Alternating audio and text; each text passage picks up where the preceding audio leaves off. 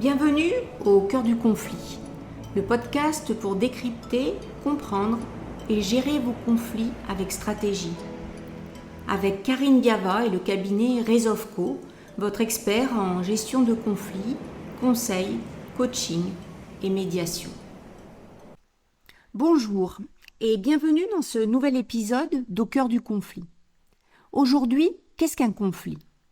Dans cet épisode d'Au cœur du conflit, nous allons mettre en lumière ce qu'est vraiment un conflit et pourquoi votre compréhension actuelle vous maintient probablement prisonnier de vos tensions. Et je vous donnerai à la fin une action concrète pour commencer à identifier où vous basculez du désaccord au conflit. Si vous êtes en conflit ou si le sujet vous intéresse, écoutez jusqu'au bout. Vous y trouverez des clés essentielles. C'est parti. Alors voilà, si vous vous intéressez au conflit, vous avez probablement une idée très claire de ce que c'est. Une dispute bruyante ? Une opposition d'intérêts ? Une question de savoir qui a tort ou raison ? Eh bien, laissez-moi vous dire d'emblée que vous vous trompez probablement sur la nature véritable du conflit. Et c'est précisément cette erreur de perspective qui peut vous maintenir prisonnier des tensions. Alors pourquoi c'est si important de bien définir le conflit ?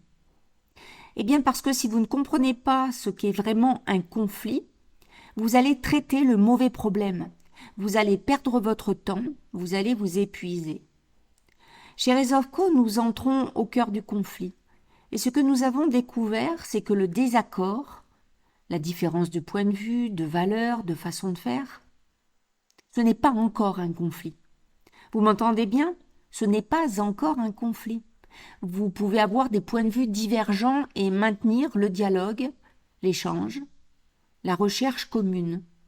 Vous voyez ? On peut être en désaccord et continuer à construire ensemble. Alors qu'est-ce qui fait basculer du désaccord au conflit ? Ce qui fait basculer un simple désaccord dans la spirale destructrice, c'est un mécanisme beaucoup plus insidieux et rapide. C'est le moment où vos réactions psycho-émotionnelles prennent le dessus. Tenez, je vais vous donner un exemple concret. Imaginez deux associés dans une petite entreprise. Ils discutent de la stratégie commerciale. L'un veut investir dans le digital, l'autre préfère renforcer le réseau physique. À ce stade, c'est un désaccord. Ils argumentent, ils échangent, pas de problème. Mais tout à coup, l'un d'eux dit « Tu ne comprends rien au marché actuel ». Et là, c'est fini. Le dialogue se coupe, la raison ne suffit plus, l'autre se fige sur sa position. Mais qu'est-ce qui s'est passé ? L'impression soudaine d'être attaqué. L'impression d'être incompris ou menacé. Et ça déclenche une réaction de fuite ou d'attaque. La tension prend toute la place. Vous reconnaissez ce moment de basculement ? Nous pensons que ceci est fondamental. Un conflit, c'est avant tout un basculement émotionnel. C'est un phénomène qui nous est inhérent, mais il est géré ou mal géré sur le plan psychologique avant de l'être sur le plan pratique. Et vous, dans votre situation, vous vous souvenez de ce moment de basculement ? Ce moment où vous avez senti que quelque chose en vous était déstabilisé et que quelque chose se fermait ? Ça va très vite. Mais alors, si le conflit c'est un basculement émotionnel, qu'est-ce qu'il y a à régler concrètement ?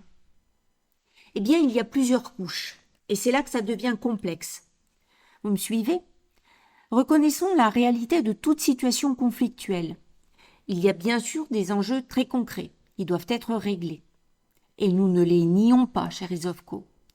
Ces enjeux concrets se manifestent sous différentes formes. D'abord, vous avez les enjeux matériels et financiers. Par exemple, dans une succession, savoir qui hérite de quoi. Dans une entreprise, comment répartir les bénéfices. C'est concret, c'est mesurable. Ensuite, les enjeux juridiques. Déterminer qui a le droit de décider, ce qui est écrit dans le contrat, quelles sont les obligations et droits de chacun. Et puis les enjeux organisationnels, la répartition des rôles, la structure du travail, la communication interne. Ces enjeux sont bien réels. Ils doivent être traités. Traditionnellement, on les traite avec des techniques de négociation solide, type négociation raisonnée, des avis d'experts, experts financiers, avocats, notaires. Mais voilà où nous, chez Resolveco, nous voyons les choses différemment. Ces enjeux concrets et pratiques ne sont que la partie visible du conflit. Si l'on ne rentre pas au cœur du conflit, si l'on ne comprend pas ce qui se joue vraiment sur le plan psycho-émotionnel, en fait, on ne règle rien du tout. Laissez-moi vous expliquer pourquoi. Notre approche repose sur l'idée que les enjeux concrets ne sont que les symptômes des composantes profondes. Vous voyez, c'est comme un iceberg. La partie visible, c'est l'argent, le contrat, l'organisation. Mais en dessous, il y a tout un monde invisible. Quels sont ces enjeux invisibles mais cruciaux ? Selon nous, il y a 4 types d'enjeux fondamentaux, qui sont tous aussi importants que les enjeux matériels, financiers, organisationnels et juridiques. Premièrement, les enjeux psychologiques et émotionnels. Ce sont eux qui déterminent le basculement du désaccord au conflit. Les blessures, les frustrations, la colère, la tristesse, les émotions, la peur du rejet ou de l'abandon. Vous vous souvenez de nos 2 associés tout à l'heure ? C'est exactement ça. Deuxièmement, les enjeux identitaires et existentiels. La quête de reconnaissance, la peur de perdre sa valeur ou son identité, la défense de son ego, la nécessité de se sentir exister et respecté.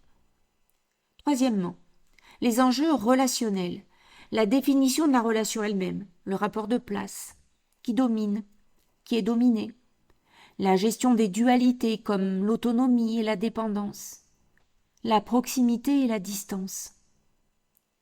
Et quatrièmement, les enjeux symboliques et cognitifs, les divergences de représentation, de perception et de valeurs qui sont constitutives de notre identité, de notre façon de voir le monde, et qui rendent les luttes très violentes.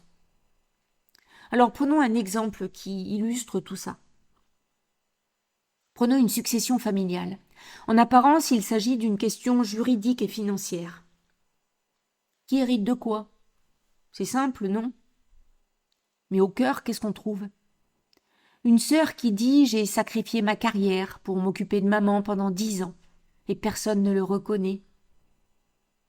Enjeu de reconnaissance, vous voyez ? Un frère qui dit « si je ne garde pas la maison familiale, je perds mes racines, je perds une partie de moi ».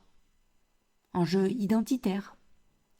Et une autre qui pense « ils veulent tout prendre, ils ne m'ont jamais considéré comme faisant partie de la famille ». Enjeu relationnel et existentiel. Les enjeux juridiques sont la scène sur laquelle se rejouent les blessures psycho-émotionnelles profondes. Vous comprenez maintenant pourquoi c'est complexe ? Comme on le disait au début, si vous traitez uniquement les enjeux pratiques, même si vous obtenez gain de cause par exemple devant le juge, même si vous avez le meilleur contrat ou la meilleure répartition des tâches, vous allez rester avec cette tension, cette colère, cette tristesse.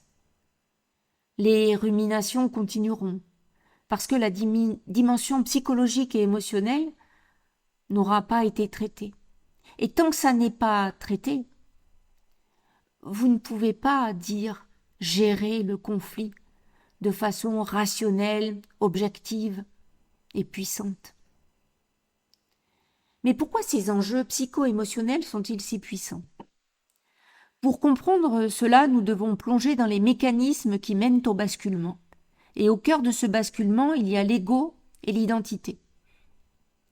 Selon notre expérience, beaucoup de conflits, même ceux qui semblent concerner la stratégie ou l'argent, sont en réalité des conflits identitaires. La plupart de nos luttes interpersonnelles sont alimentées par notre besoin le plus archaïque, la quête de reconnaissance. Nous ne nous battons pas seulement pour la chose, mais pour faire reconnaître notre droit sur cette chose. et notre propre supériorité ou existence aux yeux de l'autre. Et vous, ça vous parle? L'ego, votre conscience et image de vous-même, est constamment en construction. Dès que cette image est fragilisée ou menacée, par la crainte d'être jugé, exclu, invisible ou de ne pas être important, l'ego nous pousse à défendre notre valeur coûte que coûte. Et c'est là que l'on veut convaincre et avoir raison. Si l'autre n'a rien fait de mal, il suffit qu'il montre un signe de doute ou de non-validation totale, un silence, un regard, pour que vous soyez déstabilisé puis fermé. Tenez, un exemple du monde professionnel. Un médecin spécialiste dans une clinique. Il propose une nouvelle organisation pour améliorer le parcours patient. Son associé lui répond « Intéressant, mais on verra plus tard. » Juste ça, on verra plus tard. Et là, quelque chose se ferme chez le médecin.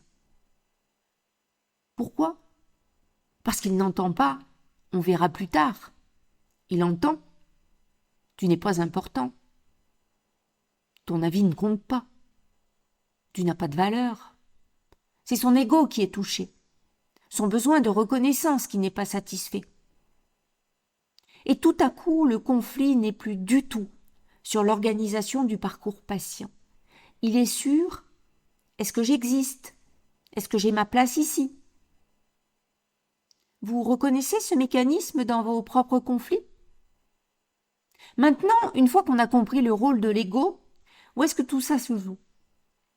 Si l'identité est le moteur, la relation est le champ de bataille, où le conflit se structure. Les conflits relationnels portent sur la définition ou la gestion de la relation elle-même. Nous pensons qu'un élément ici est vraiment le rapport de place. Toute relation se définit par la position respective des protagonistes, soit de manière symétrique entre pairs, soit asymétrique ou hiérarchique, dominant et dominé.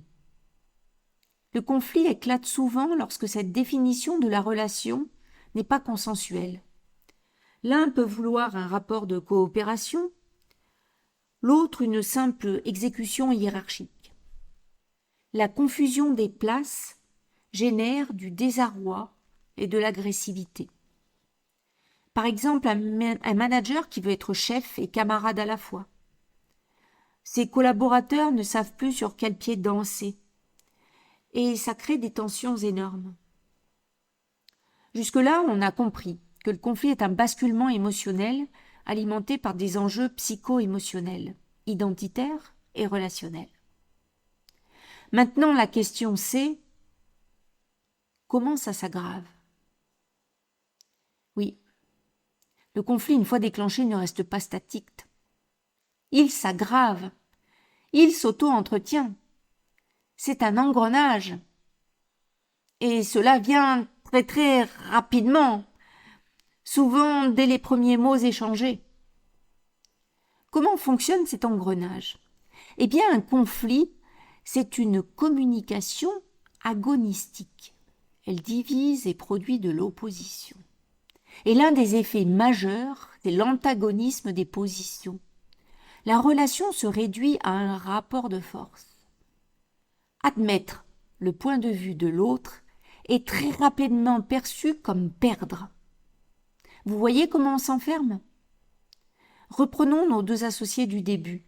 Celui qui a dit « tu ne comprends rien » a blessé l'autre. Maintenant l'autre se ferme, il attaque en retour. « Toi, tu es bloqué dans le passé ». Le premier se sent attaqué. Il contre-attaque. Et ainsi de suite. Un attaque, l'autre contre-attaque. Et chacun se justifie en disant « Je ne fais que me défendre, c'est lui qui a commencé ». Ça vous dit quelque chose? C'est un cercle vicieux, un engrenage qui se nourrit de lui-même et qui accélère la tension. L'effet le plus dévastateur, c'est que le conflit tente à s'auto-entretenir. Et dans cet engrenage, les stratégies prolifèrent. les stratégies offensives pour gagner et prendre la position haute, avoir le dernier mot, manipuler, les stratégies défensives pour se protéger, dissimulation, mensonge, mais ça ne fait qu'alourdir l'atmosphère en renforçant la méfiance. On retrouve ce qu'on a vu avant. Le conflit n'est pas rationnel, il est émotionnel. Et plus on reste dans l'émotion sans traiter la source, plus ça empire. Alors récapitulons rapidement ce qu'on vient de voir. Un conflit, c'est un basculement émotionnel. Il y a des enjeux concrets, oui, mais aussi et surtout des enjeux psycho-émotionnels, identitaires, relationnels, symboliques, existentiels. L'ego et la quête de reconnaissance sont au cœur. Et le conflit s'auto-entretient dans un engrenage destructeur. Mais il y a une dimension cruciale, le contexte. Le conflit ne se déroule jamais dans le vide. Le contexte n'est pas un décor. Il structure la relation et influence profondément nos comportements. C'est crucial pour comprendre la complexité des conflits. Tout est mêlé. Les enjeux s'en mêlent. Et les enjeux pratiques doivent être traités. Dans le contexte familial, par exemple, la famille est un système institutionnalisé. Les rivalités fraternelles pour l'amour parental, le territoire ou le pouvoir du plus grand posent les schémas relationnels que nous transférerons plus tard. De même, les crises de couple proviennent souvent d'un malentendu sur les attentes initiales. Dans le contexte professionnel, on croit souvent que les conflits sont purement rationnels. C'est faux. Ce sont les mêmes mécanismes psycho-émotionnels qui sont à l'œuvre. L'organisation elle-même est un système potentiellement conflictuel. Vous voyez comme tout est lié ? Les enjeux juridiques, financiers, organisationnels sont enchevêtrés avec les enjeux psychologiques, identitaires, relationnels. Dans les conflits complexes que nous traitons, succession, associés, profession libérale, professionnels de santé, nous voyons cette dimension mêlée constamment. Et c'est pour ça que c'est un conflit complexe. Mais tout est à traiter. Et c'est pour ça que l'analyse est fondamentale. Elle détermine tout ce qui suit. Sans comprendre ce qui se joue vraiment à tous les niveaux, on peut perdre beaucoup de temps et surtout, on risque de proposer des solutions qui ne seront pas durables. Alors, si le conflit est cet engrenage émotionnel, comment en sortir durablement ? Notre approche est claire. Pour régler quoi que ce soit de durable, il faut cesser de se contenter de traiter uniquement les enjeux pratiques. Même une victoire juridique n'apporte pas la paix si les blessures émotionnelles et psychologiques n'ont pas été travaillées. Sortir du conflit, c'est d'abord un acte de volonté. Cela passe par l'analyse approfondie de la situation, une analyse sur mesure qui décode les enjeux financiers, juridiques, organisationnels, mais surtout les mécanismes psychologiques et émotionnels, les besoins non exprimés et les schémas réactivés. Chez Rezovko, nous croisons les approches psychologie, organisation, cadre légal, histoire de vie, émotion, schéma de pensée, etc. C'est parce que nous considérons tous les enjeux psychologiques, émotionnels, identitaires, existentiels, relationnels, symboliques, comme fondamentaux, et également les enjeux matériels, financiers, organisationnels et juridiques. Et comme nous considérons en fait tous ces enjeux, nous pouvons vous aider à trouver une vraie solution pérenne et durable. Pas un simple pansement, une vraie solution.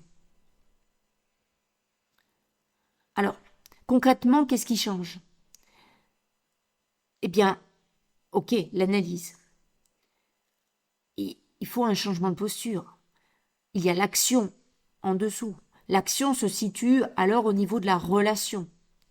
Et là, nous allons proposer plusieurs niveaux d'intervention. Alors, par exemple, le dialogue, la métacommunication. Il faut transformer l'antagonisme en partenariat. Ok, ça passe par la communication, mais cela exige aussi l'ouverture, l'écoute et l'authenticité, qui demandent bien souvent que certaines autres problématiques psycho-émotionnelles aient été gérées. Ensuite, le changement de cadre. La régulation implique de sortir du rapport de force et de reconsidérer la situation, non pas comme un jeu à somme nulle, où si l'un gagne, l'autre perd, mais comme un jeu gagnant-gagnant. Et pour ce faire, le côté psychologique est important. Alors nous avons des processus, voire des exercices pour chacune de ces dimensions. Alors, juste quelques exemples, les exercices de reformulation pour apprendre à entendre vraiment ce que l'autre dit sans se sentir attaqué, ou des exercices pour identifier vos propres déclencheurs émotionnels, en parallèle au traitement de certains de vos schémas psycho-émotionnels. Attention, tout ceci doit être adapté à votre situation spécifique. Dans les conflits complexes, ceci nécessite un regard extérieur qui s'y connaît bien. C'est là que notre accompagnement chez Resolve-Co peut faire toute la différence. Et bien sûr, dans certains domaines, pour certains enjeux, notamment les enjeux matériels, nous pouvons faire appel à des experts du domaine. Donc, récapitulons. Qu'est-ce qu'un conflit? Ce n'est pas juste un désaccord, c'est un basculement émotionnel où les réactions psycho-émotionnelles prennent le dessus sur la raison. Derrière les enjeux concrets, argent, contrat, organisation, se cachent des enjeux invisibles mais cruciaux, psychologiques, émotionnels, identitaires, existentiels, relationnels, symboliques, avec par exemple l'ego et la quête de reconnaissance qui sont des moteurs. Le conflit s'auto-entretient dans un engrenage destructeur. Et tout est mêlé. Le contexte, l'histoire personnelle, les blessures d'enfance, etc. Pour en sortir durablement, il faut une analyse approfondie qui prend en compte toutes ces dimensions. Sans cette analyse, vous restez sur le quai de la gare, vous ratez le train. Et ensuite, la mise en place de solutions qui créent de véritables changements. Alors, je ne sais pas, mais vous vous posez peut-être une question. Maintenant que vous savez identifier le moment de basculement, maintenant que vous comprenez qu'il y a des enjeux invisibles sous les enjeux concrets, la question devient comment exactement ces mécanismes fonctionnent-ils au quotidien chez vous? Comment vos biais vous aveuglent-ils? Et surtout, comment transformer chez vous concrètement ces dynamiques destructrices. C'est exactement ce qu'on va voir dans le prochain épisode. Je vais vous révéler les mécanismes cachés qui alimentent vos conflits. Sachant que vous en ayez conscience peut quelquefois prendre un peu de temps. Ces schémas invisibles qui se répètent encore et encore. Et je vous donnerai des clés concrètes pour les repérer et les désamorcer. Parce qu'une chose est de comprendre qu'on bascule, mais c'est déjà bien. Une autre est de savoir pourquoi on bascule toujours de la même façon, avec les mêmes personnes, dans les mêmes situations. Si vous voulez vraiment sortir de vos cercles vicieux, ne manquez pas le prochain épisode. Mais pour l'instant, voici un petit exercice, si simple mais puissant. La prochaine fois que vous sentez monter une tension dans une relation, au travail, en famille, avec un associé, arrêtez-vous une seconde, juste une seconde, et posez-vous cette question. Est-ce que je suis encore dans le désaccord ou est-ce que j'ai basculé dans le conflit? Essayez d'identifier le moment exact du basculement. Qu'est-ce qui s'est passé? Qu'est-ce qui a été dit ou pas dit? Qu'est-ce que vous avez ressenti à ce moment-là? Notez-le quelque part. Observez ce qui change quand vous prenez conscience de ce basculement. Si vous sentez que vous êtes dans un conflit complexe, une succession, une mésentente entre associés, une tension professionnelle qui mêle du juridique, du financier et de l'émotionnel, et que vous n'arrivez pas à démêler tout ça seul, n'hésitez pas à nous contacter chez Resolveco. Nous proposons des accompagnements personnalisés en coaching et médiation qui vous aident à faire cette analyse en profondeur.